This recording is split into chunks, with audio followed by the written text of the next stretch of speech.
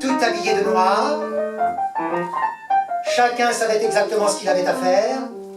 Les danseurs s'immobilisèrent. Nous, à l'orchestre, on posa nos instruments. Le barman servit un whisky. Les gens firent silence. Jelly Roll prit le whisky, s'approcha du piano et regarda Novecento dans les yeux. Il ne dit rien, mais on entendit « Bouge-toi ». Novecento se bougea. Vous êtes celui qui a inventé le jazz, c'est ça? Ouais. Et toi, t'es celui qui peut pas jouer sous l'océan, sans l'océan sous ses fesses? C'est ça? Ouais. Les présentations étaient faites. Jelly Roll s'alluma une cigarette, la posa en équilibre sur le bord du piano, s'assit et commença à jouer. Ragtime. Mais comme une chose qu'on n'aurait jamais entendue auparavant. Il ne jouait pas, il glissait. C'était comme une combinaison de soie qui glisserait doucement le long du corps d'une femme, mais en dansant. Il y avait tous les bordels de l'Amérique dans cette musique, mais les bordels de luxe, ceux où même les filles du vestiaire sont belles. Jelly Roll termina en brodant de petites notes invisibles, tout là-haut, à la fin du clavier, comme une petite cascade de perles tombant sur un sol de marbre. La cigarette était toujours là, à moitié consumée, mais avec la cendre encore tout accrochée, comme si elle avait préféré ne pas tomber pour ne pas faire de bruit. Jelly Roll prit la cigarette au bout des doigts. Il avait des mains comme des papillons, je vous l'ai dit. Il prit la cigarette et la cendre resta accrochée. Elle ne voulait pas tomber. Peut-être qu'il y avait un truc, j'en sais rien. Mais en tout cas, elle ne tombait pas. Il se leva, l'inventeur du jazz, il s'approcha de Novecento, lui mit sa cigarette sous le nez avec sa jolie cendre bien droite. Il lui dit « À ton tour, marin ». Novecento sourit. Il s'amusait bien, sans blague. Il s'assit au piano et fit la chose la plus stupide qu'il pouvait faire. Il joua « Reviens, mon petit canard ». Non, s'il te plaît, non. Une chanson d'une imbécilité sans fin, un truc de môme. Il l'avait entendu chanter par un immigrant des années auparavant et ça ne lui était plus sorti de la tête. Il aimait vraiment cette chanson, je ne sais pas ce qu'il lui trouvait, mais il l'aimait. Il la trouvait terriblement émouvante. Évidemment, c'était difficile d'appeler ça un morceau de bravoure. Même moi, j'aurais pu la jouer, c'est dire. Il joua ça avec un peu d'effet de basse et un écho quelque part, en rajoutant 2-3 fioritures à lui. Mais bon, c'est une chanson stupide, et ça l'est resté. Oh! Jelly Roll faisait la tête du type à qui on a volé tous ses cadeaux de Noël. Avec 2 yeux de loup, il foudroya Novecento et se rassit au piano. Il envoya un blues à faire pleurer un mécano allemand. Tu aurais dit qu'il y avait tout le coton de tous les nègres du monde là-dedans, et que lui, il était en train de le ramasser avec ses notes-là, un truc à y laisser ton âme. Tout le monde se leva, ça reniflait, ça applaudissait. Jelly Roll n'esquissa même pas un salut, rien. On voyait qu'il en avait déjà plein les couilles de toute cette histoire. C'était à Novecento de jouer. Ça partait mal déjà parce qu'en s'asseyant au piano, il avait 2 larmes grosses comme ça dans les yeux, à cause du blues. Il était ému, et ça se comprend. La seule chose absurde, ce fut qu'avec toute cette musique qu'il avait dans la tête et dans les mains, qu'est-ce qu'il se met à jouer? Le blues qu'il venait d'entendre. C'était tellement beau, dit-il ensuite le lendemain pour se justifier. Vous pensez, il n'avait absolument pas la moindre idée de ce que c'est qu'un duel, mais pas la moindre. Il joua donc ce blues, et en plus, dans sa tête, ça s'était transformé en une succession d'accords très lents à la suite les uns des autres, en procession, un ennui mortel. Oh, non, non, lui, il jouait tout recroquevillé sur le clavier, en les dégustant l'un après l'autre, ces accords, des accords bizarres d'ailleurs, des trucs dissonants. Mais lui, il les dégustait vraiment. les autres un peu moins. Quand il eut fini, on entendit même quelques sifflets. Ce fut alors que Jelly Roll Morton perdit définitivement patience. Il ne se dirigea pas vers le piano, non, il se jeta dessus. Entre ses dents, mais de manière à ce que tout le monde comprenne bien. Il siffla quelques mots très clairs. « Et maintenant, va te faire mettre, connard !» Puis, il commença à jouer. Mais ce n'est pas jouer, le mot. Un jongleur, un acrobate. Tout ce qu'il est possible de faire avec un clavier de 88 notes, il le fit, à une vitesse hallucinante, sans se tromper d'une seule note, sans bouger un seul muscle de son visage. Ce n'était même plus de la musique, c'était de la prestidigitation. C'était de la magie, carrément. C'était extraordinaire, rien à dire. Extraordinaire. Les gens devinrent fous, ils criaient, ils applaudissaient, ils n'avaient jamais vu un truc pareil. Ça faisait un boucan, tu te serais cru le jour de la fête nationale. Et dans tout ce boucan, je me retrouve avec Novecento qui me regardait. Il avait l'air le plus déçu du monde, un peu étonné même. Il me regarda et il me dit « Mais il est complètement con ce type !»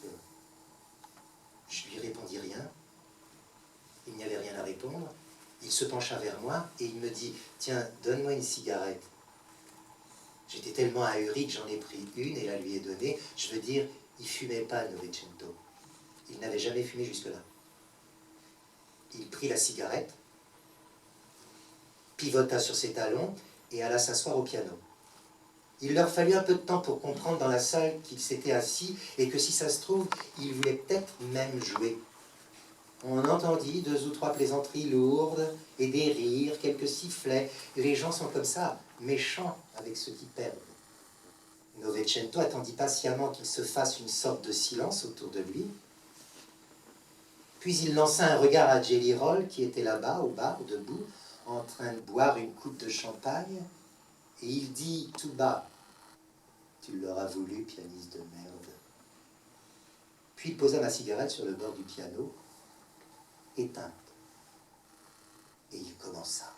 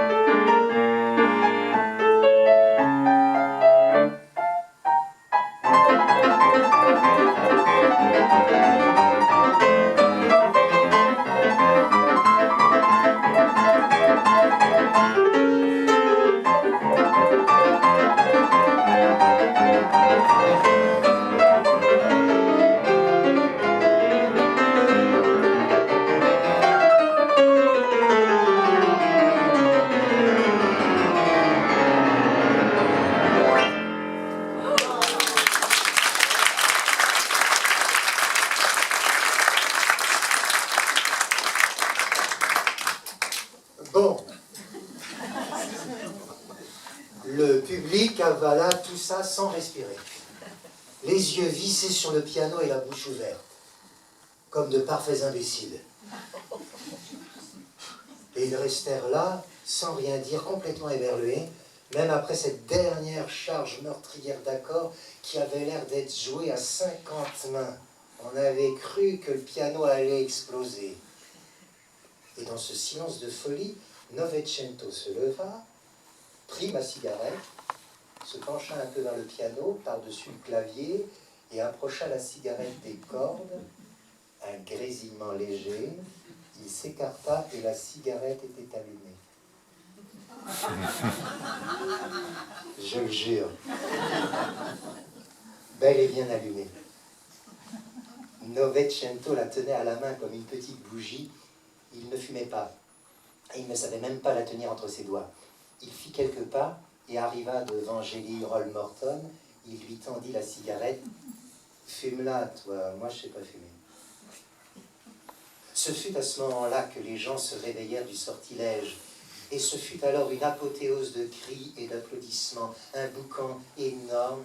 Je ne sais pas, mais on n'avait jamais vu ça, tout le monde qui hurlait, qui voulait toucher Novecento, le bordel généralisé. On n'y comprenait plus rien.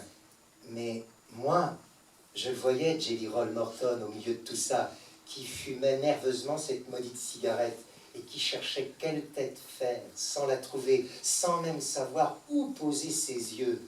Et à un moment, sa main de papillon se mit à trembler, mais à trembler vraiment. Je la voyais trembler. J'oublierai jamais.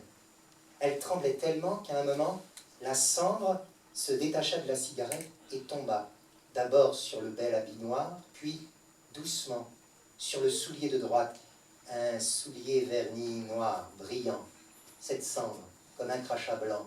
Et lui, il regardait ça, je m'en souviens encore. Il regarda le soulier, le vernis et la cendre, et il comprit. Il comprit ce qu'il y avait à comprendre. Et il tourna les talons et, marchant doucement, posant un pied après l'autre, doucement, pour que cette cendre ne bouge pas, il traversa la grande salle et disparut, lui et ses souliers vernis noirs, avec dessus ce crachat blanc qu'il emportait avec lui. Et ce qu'il y avait d'écrit là, c'était que quelqu'un avait gagné. Et ce n'était pas lui. Jelly Roll Morton passa le reste du voyage enfermé dans sa cabine. À l'arrivée à Southampton, il descendit du Virginian. Le lendemain, il repartit pour l'Amérique, mais sur un autre bateau. Il ne voulait plus entendre parler de Novecento ni du reste. Il voulait rentrer, point.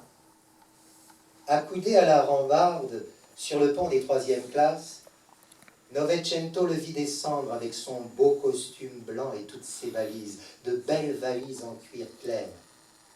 Et je me souviens qu'il dit seulement « Et au cul aussi, le jazz ».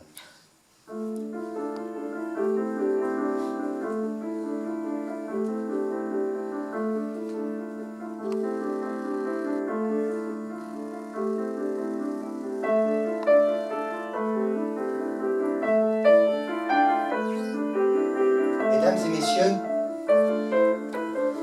vous avez entendu par ordre d'entrer en lecture Des sourds et des scatteurs de Jean-Pierre Martin, extrait de la revue Europe, un numéro spécial consacré au jazz. Vous avez entendu les paroles de la fameuse chanson de Claude Nougaro, Armstrong. Les 10 règlements du terrible décalogue, le camarade joueur de jazz de Joseph Zvorecki, un écrivain tchèque, traduit de l'anglais par Philippe Blanchard. 2 textes se sont suivis de Julio Cortázar, écrivain argentin, Luis Super Cronop et le tour du piano par Thelonious Monk. Et pour clore ce programme, jazz au corps, jazz encore, le fameux Novecento pianiste d'Alessandro Barrico, traduit de l'italien par Françoise Brun. Et au piano, Rémi Toulon.